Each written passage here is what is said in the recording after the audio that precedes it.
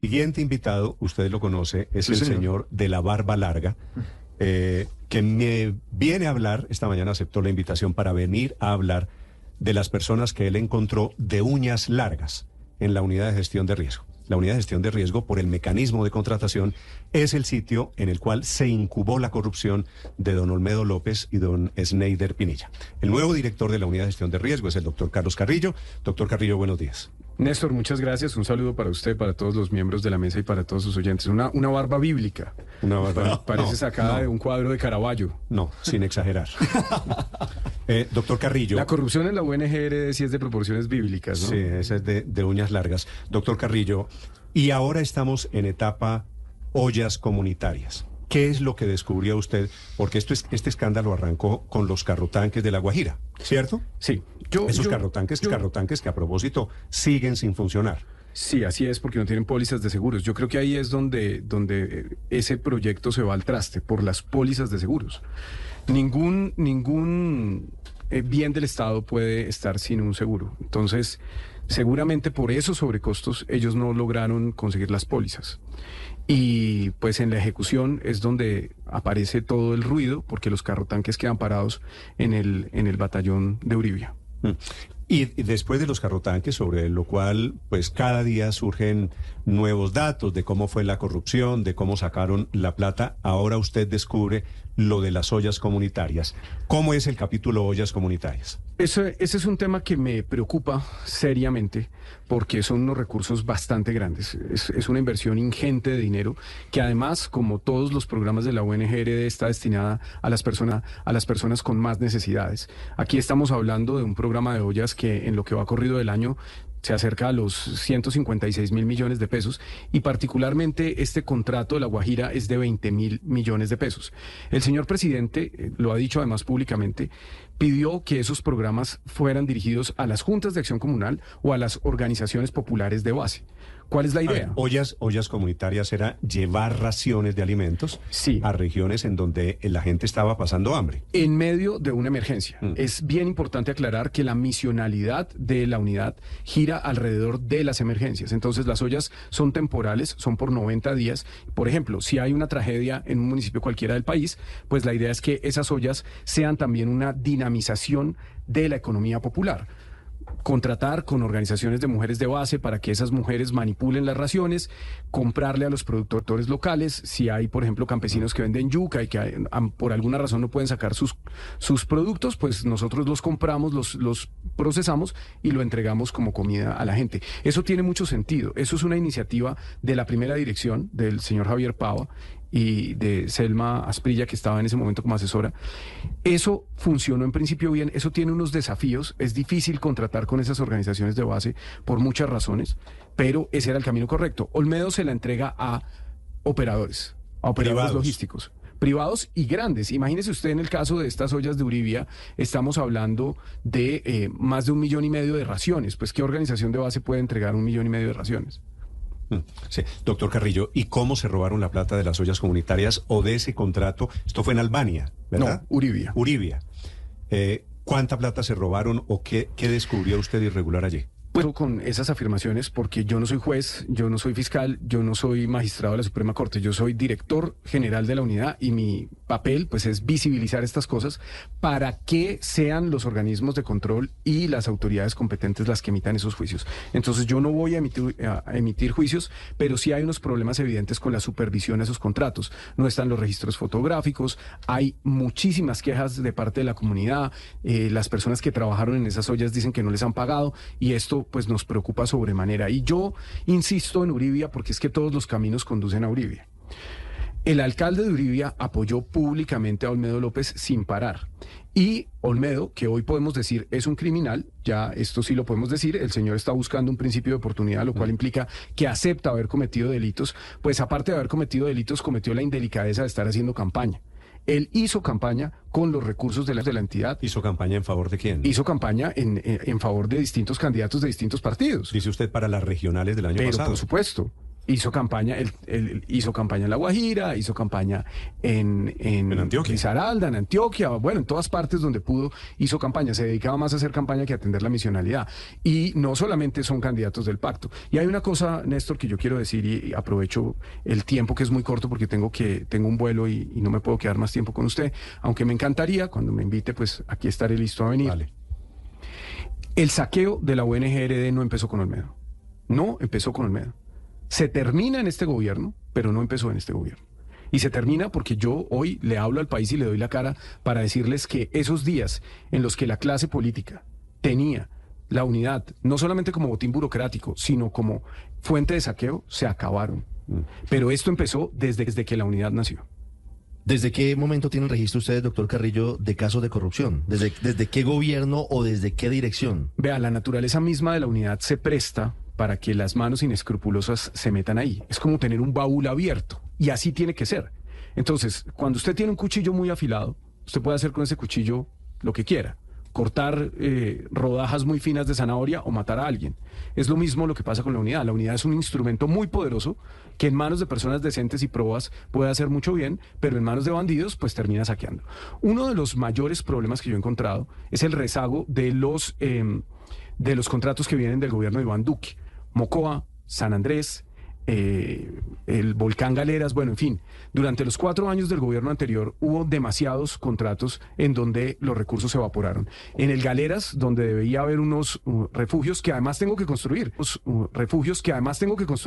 porque me lo ordena una sentencia, llegué y lo único que había después de un adelanto de 5.000 millones de pesos era una yegua criolla de 1 millón. No había nada. Vi el video, vi unas polisombras allá al fondo, unas telas. Nada, no había nada. Un alistamiento del terreno cuando eso ya debía haber estado entregado.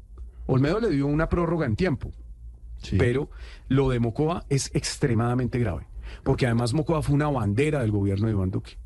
Marta Lucía Ramírez era la madrina de Mocoa. Doctor Carrillo, Se hicieron 12 casas de 909. Entiendo que usted quiera hablar del gobierno de Iván Duque, seguramente es cierto. De toda la unidad.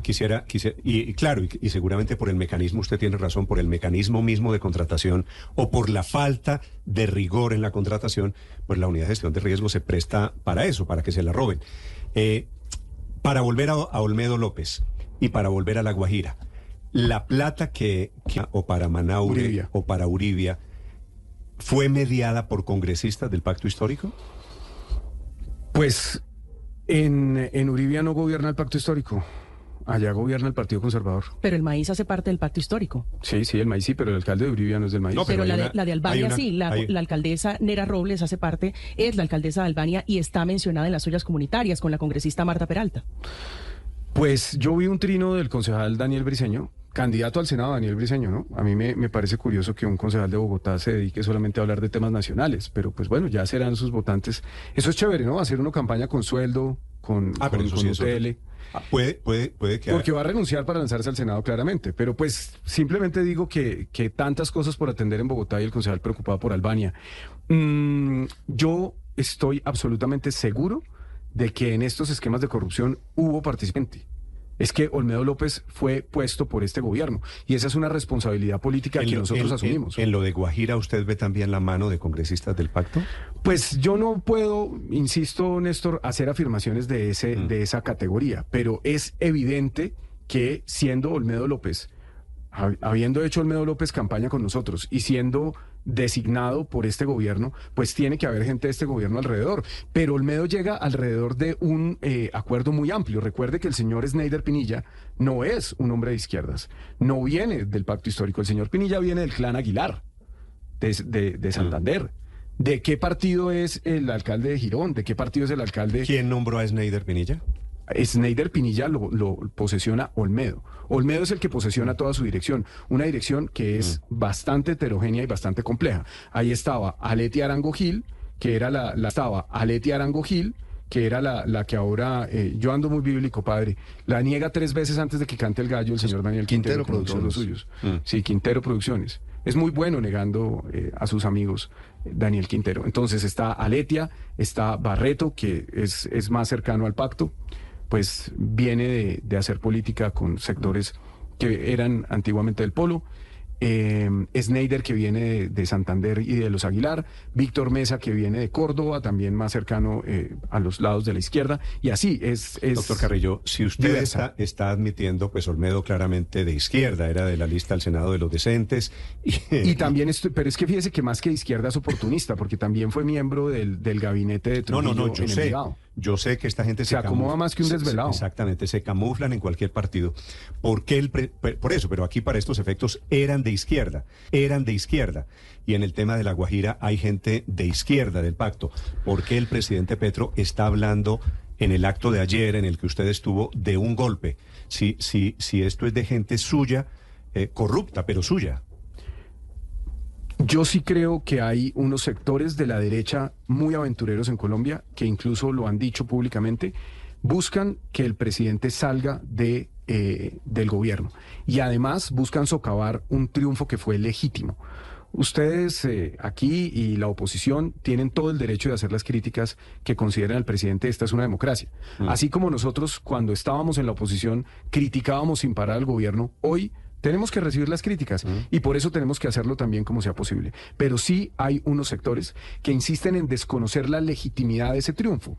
Y eso es preocupante cuando usted tiene un Consejo Nacional Electoral que es una misión de acusaciones donde las mayorías no son claramente del gobierno. Entonces yo entiendo la preocupación del señor presidente, pero pues yo creo que además está claro con los recientes actos públicos que sacar al presidente del gobierno después de un triunfo legítimo sería gravísimo para el país, para la economía, para los empresarios, para todo el mundo. Pero doctor Carrillo, ¿qué tiene que ver que dos exfuncionarios del gobierno Petro digan que le entregaron plata en efectivo al presidente del Senado, al presidente de la Cámara, a través de una persona muy cercana al presidente como la doctora Sandra Ortiz? Que hablen también de la posibilidad de que Andrés Hidárraga haya hecho lobby para que el mismo señor Olmedo López, que hoy, perdóneme la crudeza de la palabra, vomita el gobierno, hubiera recibido alcaldes como el de Barrancabermeja. ¿Qué tiene que ver el hecho de que ellos afirmen que esos dineros que circularon de la corrupción que usted denuncia eran para pagar favores para aprobar las reformas? ¿Eso por qué tiene que ser visto como un intento de golpe cuando ellos dicen que tienen las pruebas de que eso ocurrió? Interesante palabra esa, vomitar. Apocalipsis 3:16. Pues es que estamos bíblicos. Lo vomitaré de la boca. Así es. A los tibios los vomitaré de mi boca. Eso hicieron con Olmedo López del gobierno, a pesar de que el presidente hizo campaña al Senado en 2018 con él. Aquí hay una responsabilidad política. Y fíjese usted que uno de los momentos en los que Gustavo Petro se convierte en un líder más fuerte a nivel nacional es cuando él tiene la gallardía de entregar a un miembro de su propio partido, que en ese momento era Samuel Moreno.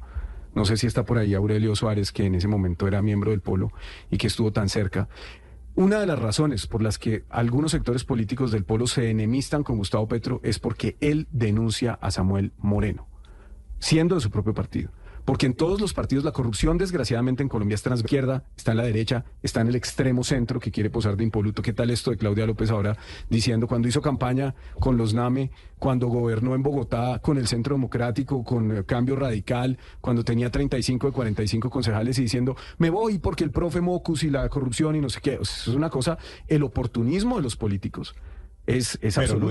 no es cierto que hay una corrupción asqueante que usted mismo ha encontrado. Hay una corrupción asqueante en la sociedad colombiana. Y está en lo público, está en lo privado, y también estaba en la UNGRD. Hay una corrupción asqueante, no en la sociedad, no, eso no es cierto. Hay una corrupción asqueante en el gobierno. No, señor, pero es que el gobierno es un reflejo de la sociedad. O sea, usted no puede decir aquí, fíjese usted lo de las marionetas. Pero es que decir la sociedad es decir, todos los que nos están escuchando son unos corruptos. No, esa es una elucubración bastante. No, la corrupción no es en la sociedad. Está bastante elástico. La corrupción es en la clase política. No, sí, señor. La corrupción no es en la sociedad. Está bastante elástico. La corrupción es en la clase política. Sí, señor, la corrupción es en la sociedad y está en lo privado y en lo público. Fíjese usted lo que pasó con Saludcop, por ejemplo, que era privada, se la robaron. ¿O usted, Interbolsa qué era? ¿Pública? No, pues hay 100.000 capítulos y eso no quiere decir... Esta es una sociedad que está corroída por la corrupción y eso no iba a cambiar el 7 de agosto. ¿Por qué no pensaban eso antes de llegar al gobierno? Pero por supuesto que no hacían sino vomitar contra el gobierno de turno, diciendo que el gobierno es corrupto y que la derecha es corrupta. Porque lo era, apreciado Néstor. Pues y fíjese usted que la izquierda en este es momento, tan corrupta como los otros. Ese es el relato, o sea, digamos que el relato con el que la derecha se defiende es el de todos somos monstruos, entonces nadie lo es. Y yo sí creo, Néstor, que ese es un relato que y yo estoy haciendo mucho en eso, ese es un relato que se va a destruir, porque ningún gobierno habría sido capaz de abrir la caja de Pandora. Ningún gobierno habría sido capaz de darle la cara al país. Ustedes no abrieron ninguna. Pero es por las denuncias que estoy haciendo en el y gobierno. la estoy enfrentando desde la dirección. Eso es Para cierto, el presidente eso- habría sido muy fácil, simplemente, si el presidente quisiera tapar esto, poner a alguien que le tapara. Y la decisión política del presidente fue poner a un kamikaze, a una persona que iba a llegar a abrir la caja de Pandora, y eso es lo que estoy haciendo. ¿Qué hubiera pasado, además, por instrucción directa doctor del señor Carrillo, ¿qué presidente? hubiera pasado si no se hubiera revelado por los medios de comunicación la corrupción en gestión de riesgo? Seguramente seguiría el señor Olmedo Fíjese, López mandando sus carrotanques a todo el país. Hablemos de la UNGRD. Pero no me respondió la pregunta y permítame, sé que usted tiene pocos Tengo que minutos, irme, sí. pero quiero preguntarle por eso, porque no me queda clara cuál es Vea. la relación entre lo que le estoy señalando, y es que hay dos personas que trabajaron en el gobierno, que dicen, Sí. tengo las pruebas de que entregamos plata por órdenes superiores a los presidentes del Senado y Cámara para que aprobaran las reformas o apoyaran las reformas del gobierno en el Congreso. ¿Eso qué tiene que ver con el golpe blando que ustedes están denunciando? El Congreso, ¿eso qué tiene que ver con el golpe blando que ustedes están denunciando? Pues primero tienen que probarlo. Porque es que, No, por supuesto. esa verdad cuentagotas es muy peligrosa. Porque ¿quién está detrás de Snyder? Obviamente que hay gente poderosa detrás de ellos. Ellos eran unos politiquerastros ahí sin mayor relevancia. Por supuesto que tiene que haber gente muy poderosa detrás de ellos y ojalá se conozca. Pero lo que pasa es que yo insisto y tengo que insistir porque es que aquí hay que tener una foto completa. El escándalo de las marionetas que tiene a Ciro Ramírez hoy en la cárcel, un hombre además con el que yo debatí, María Camila, incluso creo en Zona Franca algunas veces. Sí, señor. Ciro Ramírez hoy está en la cárcel siendo un senador de primera categoría del uribismo. El señor Mario Castaño murió súbitamente cuando iba a hablar. Bueno, el señor Pierre García está le prófugo dio de la un- justicia le dio un y infarto, las entidades eran Pero- dos. Pero él tenía además unos problemas cardíacos. Súbitamente murió justo cuando iba a hablar. A mí eso, déjeme decirle, asusta.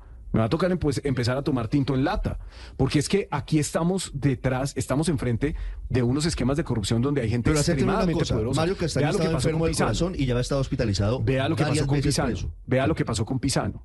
Entonces, aquí hay una serie de casualidades que asustan. Usted está montando una conspiración de que a Castaño lo mataron. Es lo que ¿Qué le pasó estoy- con Pisano? Es lo que le estoy. No, ¿Qué pasó con Pisano? No, Bueno. pero es que no le estoy hablando de Pisano. Pisano fue hace 10 años. No fue hace 10 años, fue hace 4. Mario Castaño murió de un infarto, doctor Carrillo. En un momento cuando se disponía a hablar de la corrupción en la UNGRD, Pero bueno, vea, volvamos, Pisano, eso no es- perdóneme, es que eso no es lo Castaño, importante. Castaño estuvo 40 veces en la que hoy es mi oficina, 40 veces. Yo llego ahí como con agua de ruda a ver qué sale de ahí. El Mono González, ¿a cuántos de esos que están metidos no Doctor recibía? Carrillo, pero- Entonces, pero yo creo que algo estamos mucho importante que contexto debe y poco pasar en lo- acá. en lo presente. ¿Por Algo qué? impo- Pero- entonces, yo pero creo que algo estamos mucho importante que contexto debe y poco pasar en lo- acá. en lo presente. ¿Por Algo qué esto- importante, por qué pero es esto que es un golpe blando? el pasado tiene consecuencias, Sí. el presente tiene consecuencias que vienen del pasado. Sí. La Unidad Nacional para la Gestión del Riesgo ha sido un fortín de la corrupción desde que se creó. Hasta hace un mes. Hasta hace un mes cuando llegué Es yo cierto. a Doctor ponerle Carrillo, coto a esa sinvergüencería. Doctor Carrillo, el programa Néstor, me tengo que ir, de verdad, me va a dejar el avión. le pido que me responda esta pregunta. Es que usted se me va por las ramas. La última y me voy. Sí, señor. ¿Qué tiene que ver? El programa de los carrotanques se lo inventó el gobierno Petro. El programa de las ollas comunitarias se lo inventó el gobierno Petro. ¿Por qué es esto un golpe? La corrupción generada en esos programas que se inventó el gobierno Petro con funcionarios nombrados por el presidente Petro. No entiendo la teoría del golpe. No, yo no diría que los carrotanques tienen algo que ver con el golpe, pero sí hay un sector de la derecha, no todo, hay derecha institucional, respetuosa de las instituciones, y en todas partes hay gente buena, Néstor. Pues a ver, imagínese cuántos de mi familia son de derecha. Es que eso es como, ¿cuántas tías uribistas no tenemos todos? Eso, ¿Usted cree que todos los que critican al presidente son de derecha? mayoritariamente sí, mayoritariamente defienden el estado de las cosas porque este es un gobierno de ruptura, Néstor, y es el primer gobierno de ruptura y de hecho por eso es que estos escándalos que en cualquier otro gobierno habrían pasado sin mayor relevancia, hoy están estallando. Y eso es bueno para el país, Néstor. Y eso es bueno para todos. Eso es bueno para la derecha, para la izquierda, incluso para el centro que ni siquiera sabe qué es. Es bueno porque de aquí en adelante, por ejemplo, la UNGRD jamás va a volver a ser anónima. Nunca.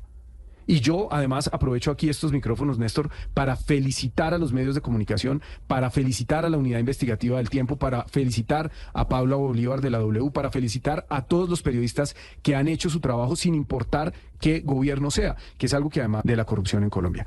Néstor, Doctor muchísimas Carrillo, gracias. gracias a usted. Me tengo que ir, Le que me deja deseo- el avión. Le deseo feliz viaje. Gracias. Carlos Carrillo es el director de la Unidad de Gestión de Riesgo esta mañana en Blue Radio.